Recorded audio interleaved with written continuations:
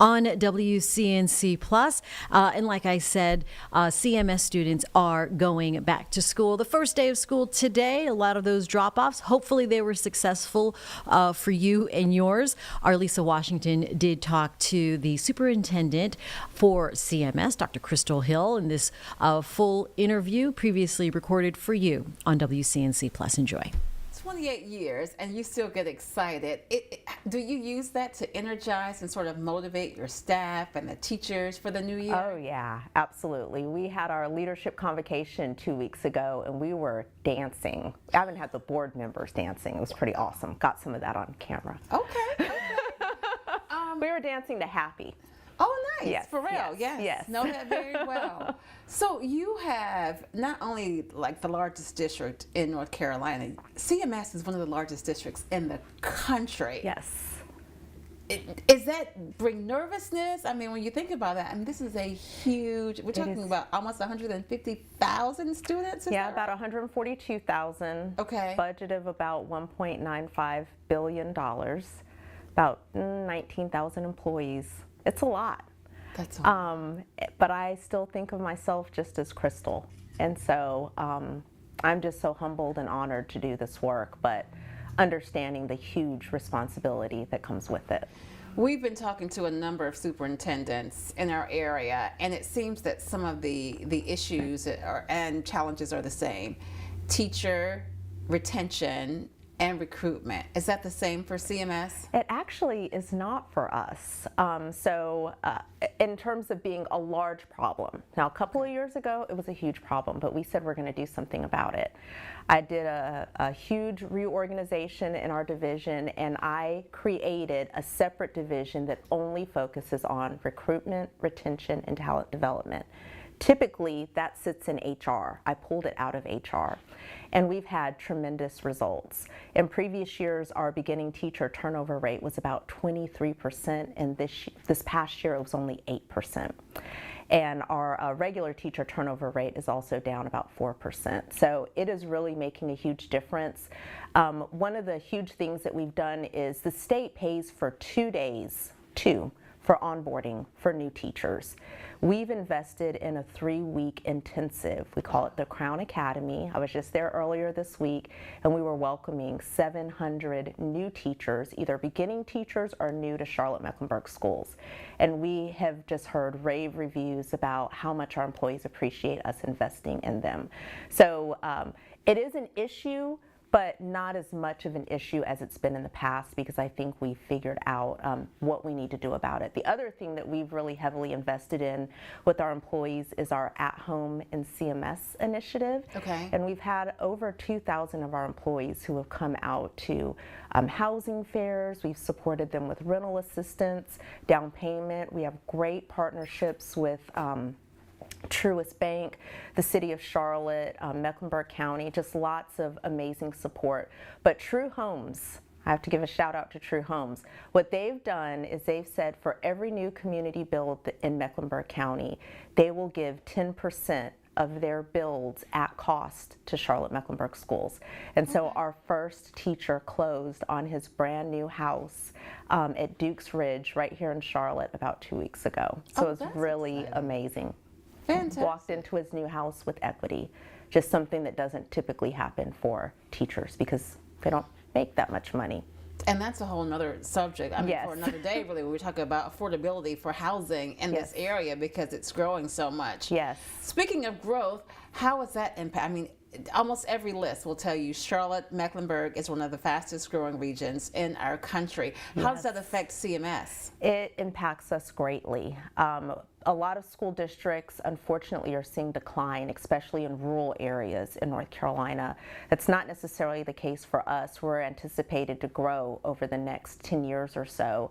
But with growth comes challenges. But we love the challenges. We're excited about it. This community passed a historic $2.5 billion bond a couple of years ago in anticipation of both the growth and the need to address our facility needs. So it is, we're ready for them. If you are not already enrolled in Charlotte-Mecklenburg Schools and you live in Mecklenburg County, they can go right online, one click.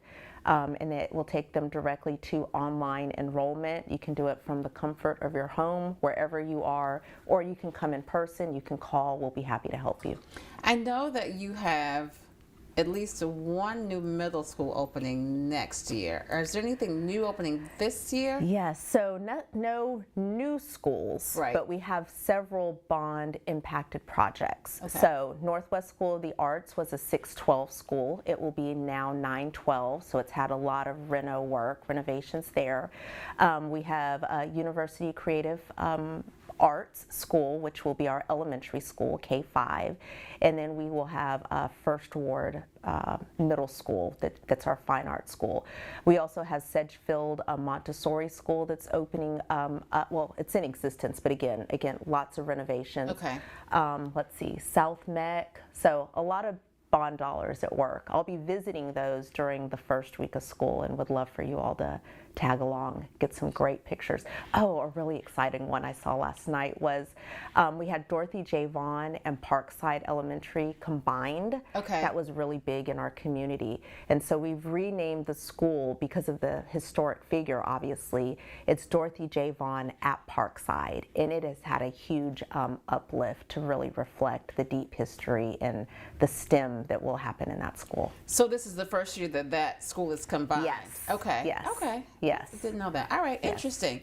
You talked about dollars. Yes. You have a huge budget. Yes. So you have the bond referendums to help get the money to renovate some of the older structures. Mm-hmm. Federal dollars play a big part in your budget. They do. So I'm sure there was, I don't want to say some uneasiness, I don't want to put words in your mouth, but some concern when you weren't sure if that was going to come through. There was a lot of concern. We, however, were not surprised. We started planning for this way back in November, October, and then when we got lots of signs and indications that our federal dollars were at risk, and we knew specifically which funds would be at risk. So typically when we allocate, for example, our Title I funds, even though that title wasn't necessarily at risk, we only allocated 65% of those funds to schools, holding back in anticipation of any cuts. So we were surprised, however, on July 1st when we didn't receive our promised allocation for Title IV. We thought we were kind of in the clear. So that was a huge surprise. We spent lots of hours trying to figure out what we were going to do to address this shortage, and then right after we came out with that, they were released. So we were very grateful for that, but just a lot of uncertainty. And what we do know is the uncertainty isn't over. This will be a very tough budget year. We typically don't start budget conversations internally until probably November or so, but we've started already with our internal processes, looking at every single dollar. Creates a lot of uncertainty, but Right. I also think that crisis should never go wasted. So we're always trying to think, like, how can we do things differently? How can we be more innovative? How can we be more effective and efficient and make our dollars go further? Wanted to be more proactive. Yes, for sure. proactive. So we've talked about the buildings, we've talked about the money, but the most important thing is the students, right? In Yes. the classroom every day with the Yes. teachers and the staff. How do you measure success for the students? Yeah. So our core business is academics, and sometimes people want to shy away from that, but the whole purpose of schools existing is academics, and so we're really proud of that.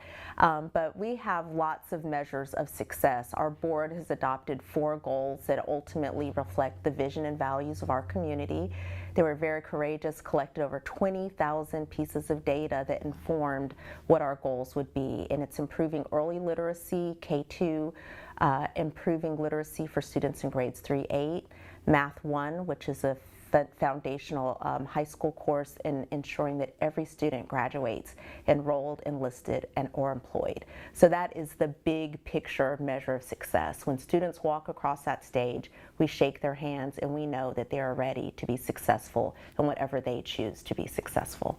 We hear it all the time, but it's so important to stress parents need to be involved. Like I always say to my kids, your teachers aren't your only teachers. Your parents are also your teachers, but there has to be a partnership to make that success, you said, for when they walk across the stage.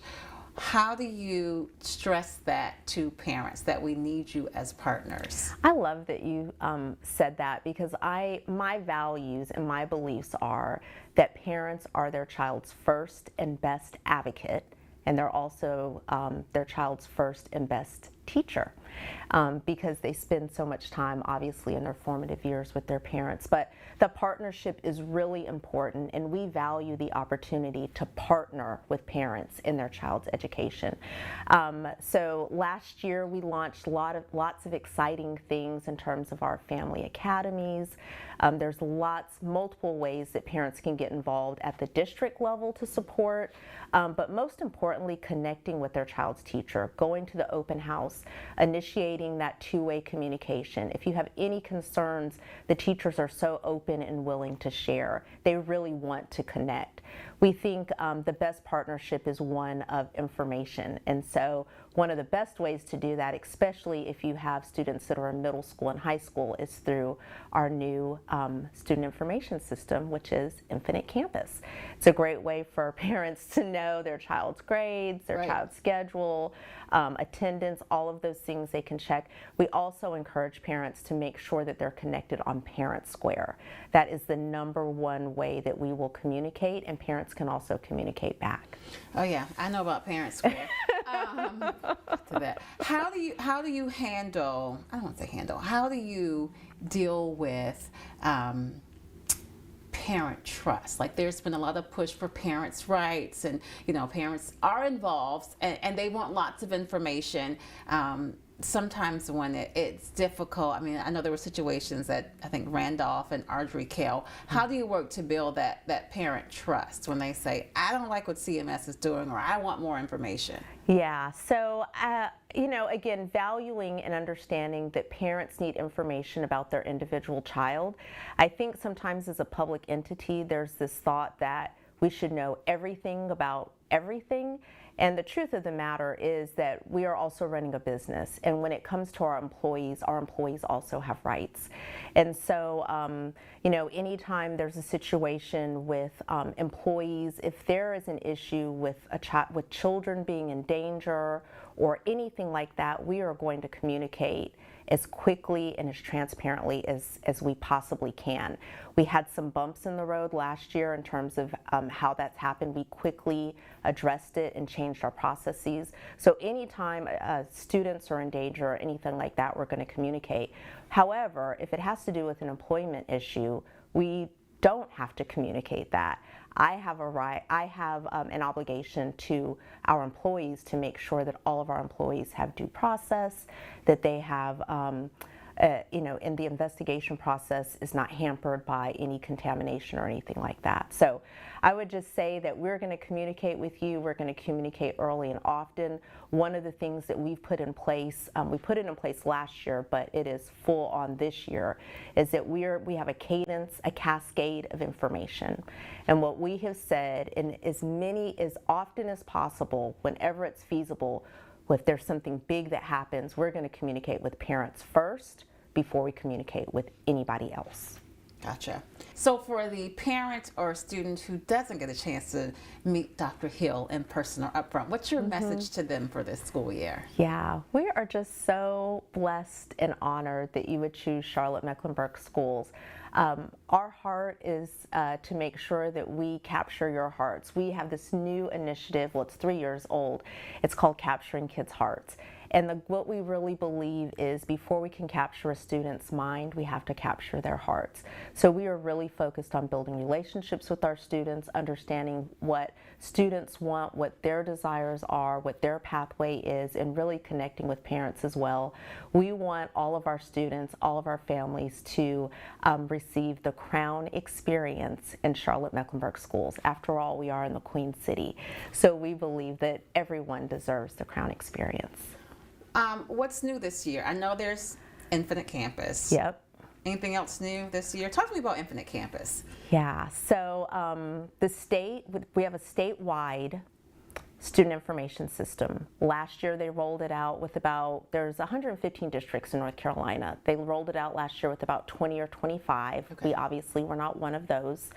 This year it's statewide. So we had the opportunity to learn a lot from those folks that were early adopters. But before we had Power School, now we have Infinite Campus. And so we spent months cleaning up all of our data. The state of North Carolina said Charlotte-Mecklenburg Schools did the best with their data cleanup, so we feel very confident that everything that was in Power School is now switched over to Infinite Campus.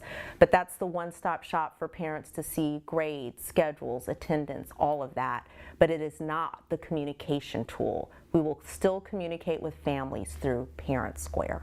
So Parent Square is how you get your information, how we communicate with you, but Infinite Campus is where you see all of your students' information. So if your child doesn't know what their grade is, Mom, I don't know what my grade is in that class. That's what my child says to me anyway. And I just go on Infinite Campus and I can see what her grade is. Gotcha. So no excuses. No for the student. excuses. Okay. Anything else new? Anything else that parents or students should expect this school year? Let's see. We did a lot of what's new, what's not. The state does have, the General Assembly did pass new legislation that requires us to show safety videos to students that are in middle school and high school. Okay. We shared that information with parents, I believe it was about a week and a half ago. All the information is on our website, but essentially it's information so students understand the signs of sexual abuse. And so because it is a sensitive topic, we wanted to make sure parents had all the information well ahead of school starting. The videos are on the website so parents can watch them, but we are required to show those videos within the first 5 days of school. So that will happen during, every school does a safety assembly already, but it will be shown in a group setting and counselors will be there to talk to students about the importance of understanding the signs. So that's something that's new. If parents don't want that to happen, they can opt out. We talked a little bit about parents' rights earlier, so obviously want to honor that. The other thing that's new is the state passed a new cell phone policy. Good thing for Charlotte-Mecklenburg Schools is we didn't have to change too much because we already had a policy in place that said that the cell phones could not be used during instructional time.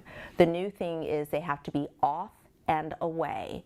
And so every school will determine what off and away means. Yesterday, I was at our early college at UNC Charlotte. I was in an English class, and that teacher had like almost like a chart, like a cart that was at the top, and students had an assigned number, and she was going through like, this is your number, so when you come in the classroom you have to power down and put it here. It stays there till the end of the class period and you can come pick it up. So it will look different in every school and perhaps in every classroom, but all cell phones will be off and away during instructional time. So that's new. So I think that's about it. Okay. And again, so if something were to happen, God forbid, the school would communicate because there would be parents and kids who will say, but I need my phone, I need my watch because XYZ. I'm so glad that you said that because it's not just cell phones. Yeah. It is any personal technology device. So I'm glad that you said that and I was able to clarify that. But absolutely, we will communicate with parents in the event of an emergency. In fact, what I would say to parents is if there is an emergency, the last thing that you want your child doing is texting you what is happening because they won't be able to hear the instructions for our emergency protocols. Which does lead me to something else that is new that I did forget. We do have a new emergency safety protocol that's called I Love You Guys. And it's a standardized protocol in terms of anytime something, God forbid, a mass casualty happens or an armed intruder is on campus. It's called I Love You Guys. It's very clear, it's easy. We heard from our students that what we had in place before sometimes was confusing. Okay. So we've adopted this. It's very clear. So our students will be receiving that training as well as our staff members. Let's talk about AI, because that's all the buzz now. And I know that a number of school systems are trying to figure out how it best works for us. We know we can't ignore AI, right? Because it's here and it's happening. What does that look like in CMS? Yeah, so this time last year I was asked that exact same question and I was deer in headlights, like, or nothing. This year I have a great answer for you. We went to our community and said, AI is here. What is it that you would like? We believe that if we're going to implement something new, we need to ask stakeholders what they want. We got lots of responses, and basically what we heard was people are both curious and cautious in terms of AI. So that's the approach that we're taking. We are doing, we've done a launch already, but our big launch will be next Tuesday, the 18th. We'll be releasing more information about exactly what that will look like in the classroom. But essentially, all employees will have a professional development course that they have to do focusing on data privacy and AI literacy. Additionally, our students, they already had digital citizenship courses that they had. Now AI literacy is incorporated into that, so our students will be taking coursework in that. And then we will have 30 AI champion schools. So we have 30 schools that said, we're really interested in going deeper. They will go through a series of professional development, learning together. They'll have access to some AI tools to see what they like, what they don't like. Does it increase efficiency, their efficiency? Does it provide more time for the human to spend time with students? Because we're strong believers that AI should never replace humans. It's only going to enhance the work that we're already doing. So 30 AI champion schools. We also have AI champions at the district level in different departments. We'll be doing lots of AI use cases to see what works, what doesn't work, and we're just excited to all learn together. What's your favorite part about the first day? Do you get nervous the day before the students come, before the teachers come? What's your favorite part? Yeah, so I can't sleep the night before, which is not good because I'm at the bus lot at about 4:30, 4:45 a.m. Meeting bus drivers, I love that part, saying thank you. Our bus drivers are the first people that students see. We have about 142,000 students and 105,000 ride the bus every day. It's a lot of students that we transport. So an opportunity to say hi to them. Then I will do a media briefing on the bus lot with our media partners. And then this year I'm going to actually ride a bus. So I'm really excited about that.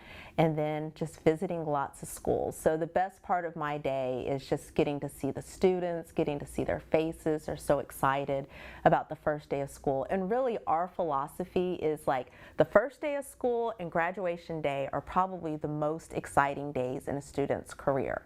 We want every single day to have that level of excitement. Okay. What about bus staffing? Is that a challenge? How are you It is always a challenge. Right now, I think we have about 90 vacancies for buses, but it will not impact operations. We have plans in place. First week of school, we will be just fine. Our transportation division, we run the largest transportation system in the entire state of North Carolina. And so they are just masters at how they do all of the routes. But if parents have not downloaded the Here Comes the Bus app, they need to do that. 105,000 students, that means 105,000 families should have the Here Comes the Bus app on their phone because it will let you know if the bus is early, late, on time, where it is in the route. Our schools do a really good job communicating with families if there's a change in the bus, but you'll get that information first on the Here Comes the Bus app. Oh yes, I know. I'm on the anchor desk when I get it. I think that's all I have. Let me double check. Okay. Something I learned, and you can talk about this if you don't know, it's fine. The dual language immersion. So I met somebody about who's putting her kid in that after studying a year abroad, and I didn't realize that there were so many CMS schools that have the dual language immersion, and not just in Spanish. You know, there are so many amazing opportunities for our students in Charlotte-Mecklenburg Schools. One of my goals this year is to make those opportunities known to everyone and make it so simplistic. I call it the elevator speech. Somebody just moved to Charlotte and you get on the elevator with them. Before you get to the top floor, we should be able to tell them all the things. But you are correct. We do have immersion schools in Chinese, in Spanish, French, German. I'm actually visiting one of those schools, Sale, in one of my first week or two of school visits, but It is absolutely amazing. I met some students at the back to school, and they went to one of our language immersions. I said, "What's your language?" And they said French. I said, "Please talk to me." 2nd grade. They're just blah, blah, blah. I was like, "We." That's all I got for you. Yes, excellent. Yeah, I had no idea. I was like, wow, Yes. okay. What are the biggest lessons you've learned? This is your 3rd year? Starting my 3rd year. As superintendent, what have you learned? What are the biggest lessons? Yeah, I would say you have to say the same thing 7 times in 7 different ways. Clear is kind. I am a naturally transparent person, but saying things 7 times in 7 different ways in a way that the audience can understand them, I think is something, it's been a huge learning. The importance of asking the people that are closest to the work the questions before we take on any big initiatives. When I first came on, I would say we were in the space of turnaround work, right? Like there was lots of things that we needed to address just because of the instability in leadership that we had. We were just coming off COVID. There were new school board members. There were just so many things. There was a lot of top down. These are things we are going to do. I think we're more stable now, so now the way that we're doing continuous improvement is more of a push-pull model. So asking lots of questions. I'd say one of the things I'm most proud of last year is we had so many different advisory groups. So 2 years ago, I started the very first ever superintendent's parent advisory group. We had not had one previously. We started real small, and I said, this group is not representative of the entire district. So last year we met 2 times formally, but there's 2 parents from every single school that come and meet. We have a big gathering, and at those meetings we were asking them, like, Infinite Campus is coming. What are some things that we need to work on? So we did a lot of push-pull with those groups. We did it with parents, principals, teachers, support staff. Okay. So I would say that's the thing that I'm most proud of, and my biggest learning is how valuable it is to have that level of communication to inform the work that we're doing. Okay. I like that. That's actually a very good idea. Oh yeah, what is the top? Isn't there a top 10 something? We reported that. Yes, top So 10. where is that? What is that for a parent who doesn't know? Okay, so to your point, going back to school is a big deal, even though we do it every year, right? It's a big deal. There's just so many things, and we communicate in so many different ways, and it's like, wait a minute. If I just had to focus on 10 things, so we just sat around the table and said, if we wanted every parent to know about 10 things this year, what would they be? That's how we came up with the list. And so we said, well, that's how we need to market it. We need to communicate to parents. You need to know all these things. Before it was just the back to school website that had all of these things. Right. Now we said, here's the top 10 things that you need to know. You click on those things and you learn more. And that's right on the CMS It's website. right on the CMS website. It says back to school, top 10 things to know. You click on it. The icons come 1 through 10. They're not in order of importance. Let me just say that. They're not ranked. They're Okay. just 10 things that are listed. But you click on them, and the things are online enrollment, Infinite Campus, I Love You Guys, bus transportation, all of those things. I guess one thing that I didn't talk about was immigration code enforcement. Okay. That's been a hot topic. And so what I would want families to know is that we are prepared, we've been prepared, we have provided additional training for our administrators, we're providing additional training for all of our teachers as they come back during their staff meetings. And so what we want parents to know is that your students are safe at school. We have protocols that are in place. In fact, even this morning we're updating our website with more clear language on if immigration enforcement come to school, how we handle that. The simple answer is we handle it the same way we would handle any law enforcement agent that comes to campus. We've dealt with law enforcement in the past. ICE agents are the same. So when they come, they have to have a warrant. If they don't have a warrant, they can't be on our campus. Whatever documents they provide, there's a point of contact in the office that will reach out to our legal department while they wait comfortably in the front office. They are not allowed to wander the schools. They are not allowed to go on the playgrounds and things like that. that is not allowable. It is not lawful. And so I just want families to know and understand that we do know what to expect if it happens. There's a protocol in place, there's points of contact, and our teachers, while they'll know what is happening, it is not their job to manage that. That is administration's job. Our teachers' job is to do what they do best, and that's to care for, to love, and teach our students. So parents don't have to worry about their teachers being distracted by that. They're going to be taking care of your children. Good point. Last thing, you made me think of something.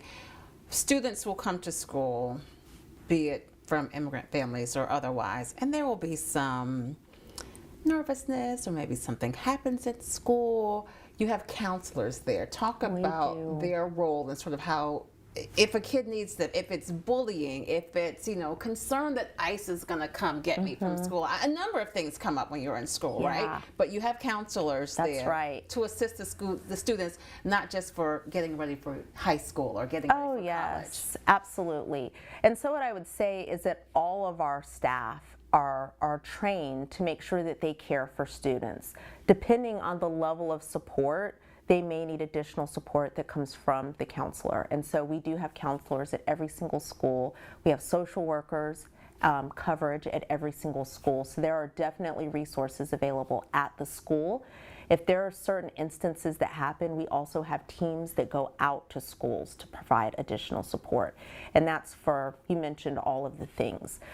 Students are humans, and they experience things differently because their brains are not developed as ours are. They don't really understand sometimes things that may be happening. So we have people who are trained to help walk them through any experience that may be traumatic for them or for their families. Perfect. Anything else you want to add? What's something about you that students might be surprised to know? Surprised to know. I have a dog named Pepper, and she's my baby. What kind of dog? She's a mini schnauzer, and she is spoiled rotten. Okay. And I used to teach first grade. It's the best grade, but I always told the students, don't tell anybody else I said that, but I love teaching first grade. I have two daughters, one in college, one who is a rising junior, toughest year ever, so she's really excited. Been married for 23 years, and I just love school, love, and I love students. And when I come to your classroom, I'm going to be asking you, what are you working on? And I want you to tell me what you're working on. I'm going to ask you what you like, what you don't like. Okay. I'm going to ask you if you talk to me about your teacher. Does your teacher help you? What are some things that we can do better to better support you? So if you see me, ask me. And I love seeing people out also, like at the grocery store, at the food line or whatever. So if you see me out, please make sure you say hi. And that was our Lisa Washington talking to CMS Superintendent Dr. Crystal Hill on what they're looking forward to this academic school year.